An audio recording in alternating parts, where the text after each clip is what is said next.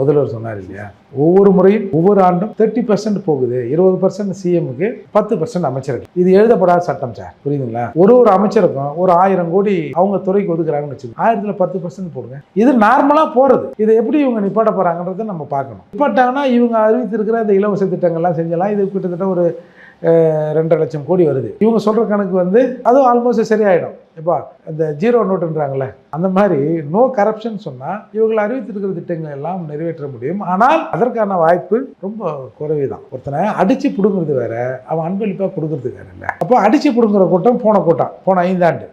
ஏய் என்ன அவ்வளோ அம்மா காசு வச்சிருக்கிறேன், இப்படி கொடுக்கும்போது அப்படி எட்டி பார்க்குறது பாக்கெட்டை, அதெல்லாம் அந்த கூட்டம். அப்போ சும்மா இப்படி மடிச்சு இப்படி கையில் கொடுத்துட்டு போனால் பெரும்பாலும் இப்படி சுற்றி முற்றி பார்த்துட்டு வாங்கிக்குவாங்கல்ல. அந்த மாதிரியே கொஞ்சம் நிறைய பேர் நடக்கலாம். அதை வந்து முதல்வர் அவர்கள் அதை வந்து ஒழிப்பேன்னு சொல்லியிருக்காரு. நம்புவோம், நம்பித்தானே ஆகணும். ஏன்னா இன்னும் காலங்கள் ஆகலைல்ல. ஏதோ ஒரு டெண்டர் முறையை கூட வந்து கேன்சல் பண்ணி அந்த அதிகாரிகளை இன்றைக்கு வந்து கைது பண்ணியிருக்கிறாங்க. நல்ல விஷயங்கள் அதெல்லாம் போகட்டும் சார். எப்படியோ ஒன்று சார், இந்த திருட்டு கும்பல்லேருந்து மீண்டு என்னவோ ஒரு மாற்றம் வந்திருக்குல்ல.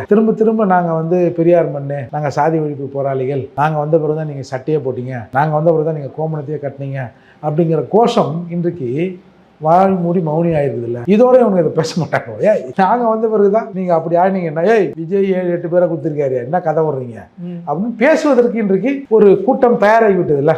அதே ஒரு மிகப்பெரிய அடிதான்.